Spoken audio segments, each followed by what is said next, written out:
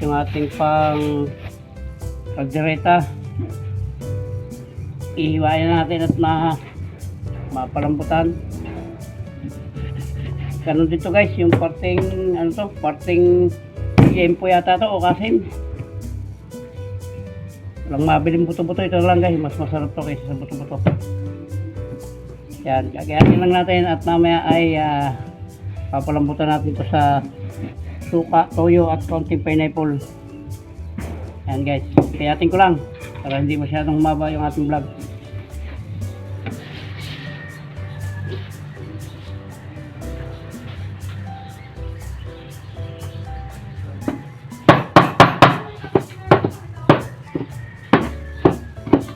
Ating kaldereta guys, ano natin, marinate natin at para mamaya gigisahin na lang.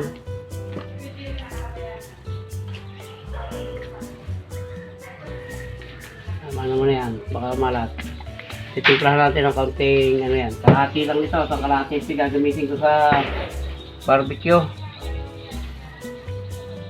Mabilis magpalambot to ng karne guys, yan.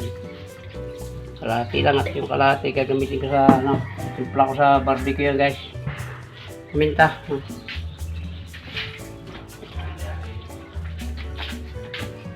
Yan bitin. Ang sibuyas guys, mamaya natin ilagay sa gisa.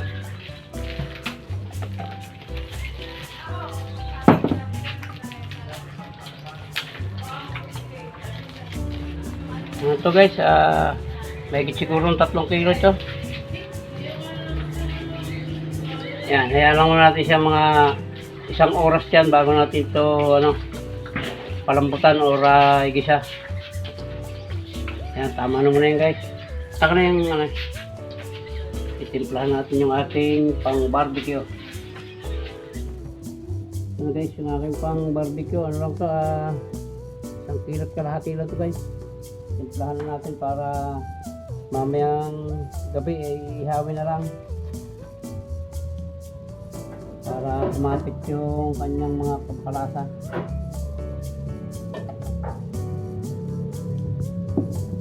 Natin ang bawang para sarap. Yung gagawin niya natin pangarap guys, patis para talab na talab sa kanyang laman. Ito yung ating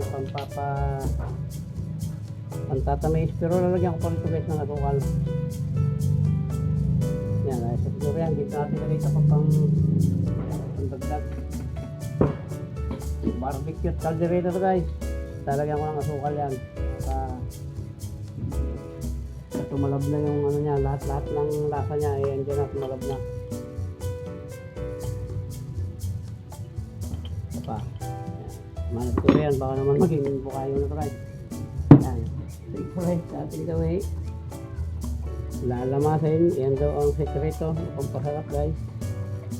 Ang mekos ng Indiano. Yan guys, mamaya natin ano yan para babad na babad. Lalagay ko muna ito guys sa rep. Bago muna pala matabang, hindi, asin na lang guys, ilalagay ko rito, dadagdag ko asin na lang. Okay. Yan guys, medyo ano, matabang, hindi masarap sa barbecue rin yung matabang, hindi rin masarap yung maalat, kaya ayan, tama lang yan.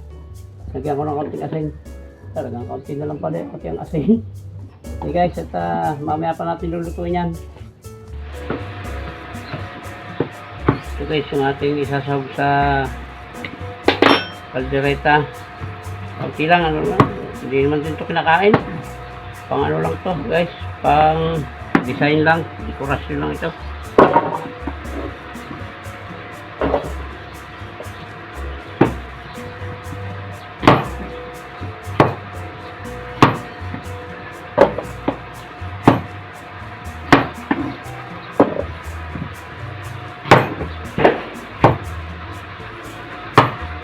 Gas natin guys, ibababad natin sa tubig yan.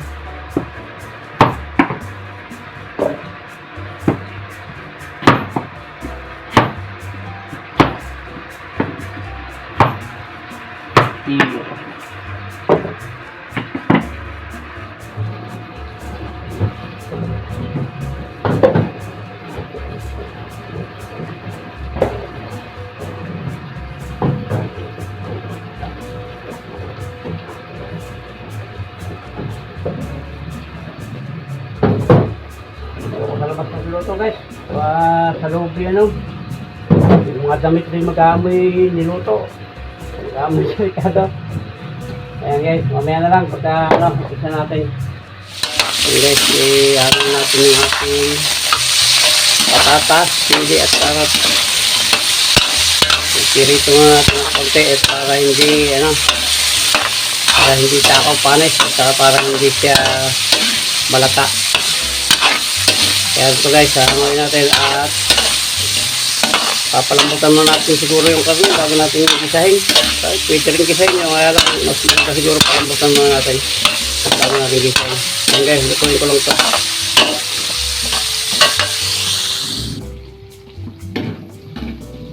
Okay, hangoy natin. Isasalang pa natin yung mamaya.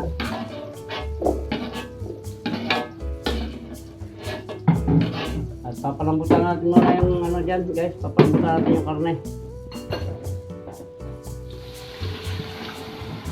Yan na guys, papalambutan muna natin yan para natin igisa mamaya. Lagyan natin ng laurel. Tama na muna yung sabaw na yan at pagkulo, tansahin lang natin. Pabilis ito lumambot guys. Pagkulo niyan, dadagdagan siguro natin ang sabaw pagka medyo matigas pa. Ito na ipagtatakip ko guys para kulob na kulob. Okay na guys.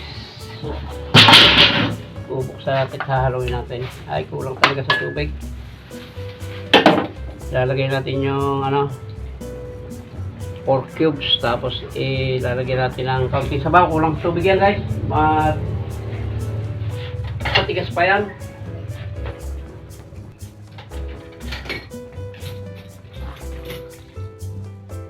Yan.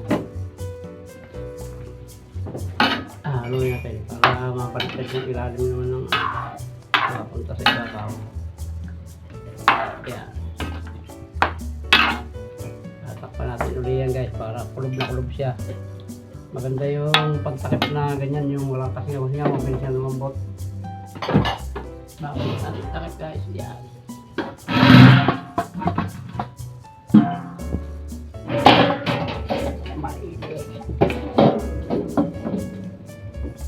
Ayan, pwede ito guys. Hahanguin natin at gigisa na natin ito para mamaya ay meron pa rin siyang sabaw. Isasama rin natin yung sabaw na guys. Gigisahin lang natin, palalabasin natin ng konti yung kanyang mantika.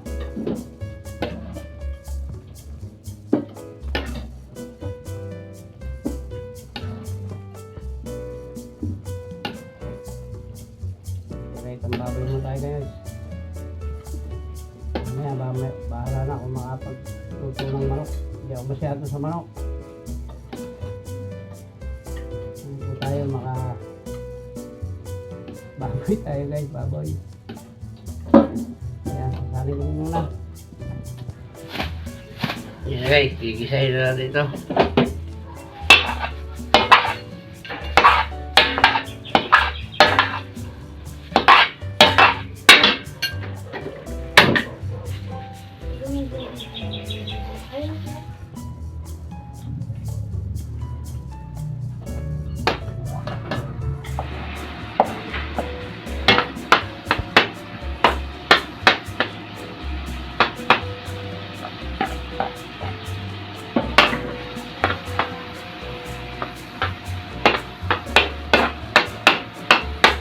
Ang bango. Kasabihan daw yan guys, pagbabango raw magluto. Ito maling. Hindi mo natin sasama yung yung sabaw. Yan lang muna ang laman para medyo pumula-pula ng konti bago natin isama yung sabaw. Namunti na guys, kanina napakadami. Ngayon na lang. Malambot pa siya.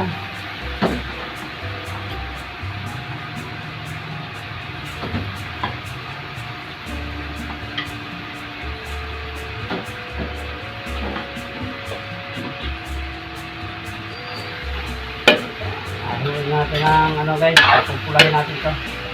Pagpula na, doon natin isasama yung sabaw. Yan na guys, babalik na natin yung kanyang sabaw. At lalagay na natin yung kanyang ibang mga sahog para lumasa ng lahat dyan. Ano ba? Yeah, ayaw pong bumitaw.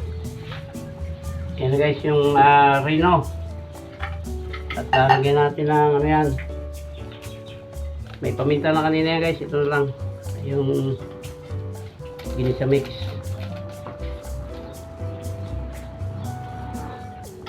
Yan, at lalagyan na rin natin guys ng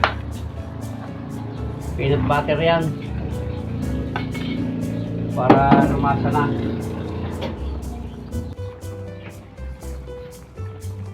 Tingnan natin guys ng peanut butter. Ang hirap tanggalin yung peanut butter ito.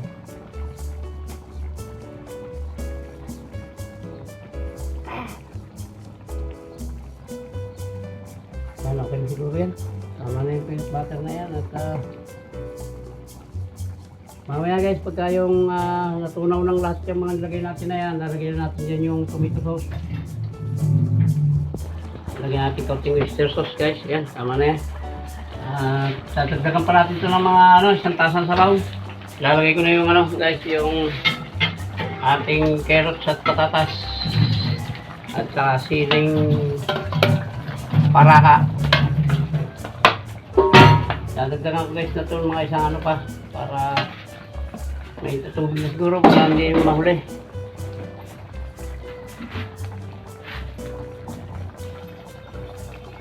Kasi pag nilagay natin yung dyan, walang matitira sa sabaw na yan. Pag nilagay yung tomato sauce.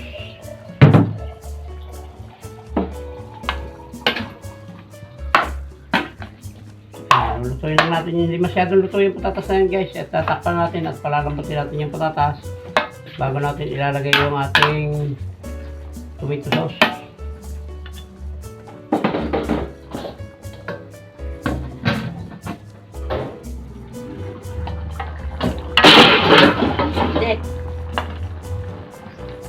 Ayan guys, lalagyan na natin yung ating tomato sauce, pero lalagyan natin ng guys, pang-alisuya. Lagyan natin ng kahit isang ganito lang. Yan, okay na yan. Lagyan na natin ng tomato sauce.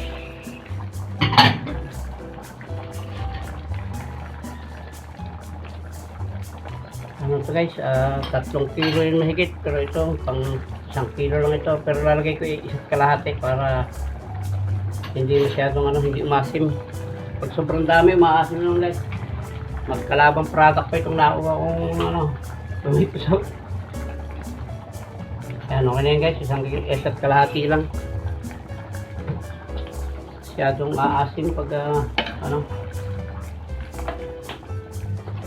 ayun kanya naman, ang ganda na ng kulay niya guys.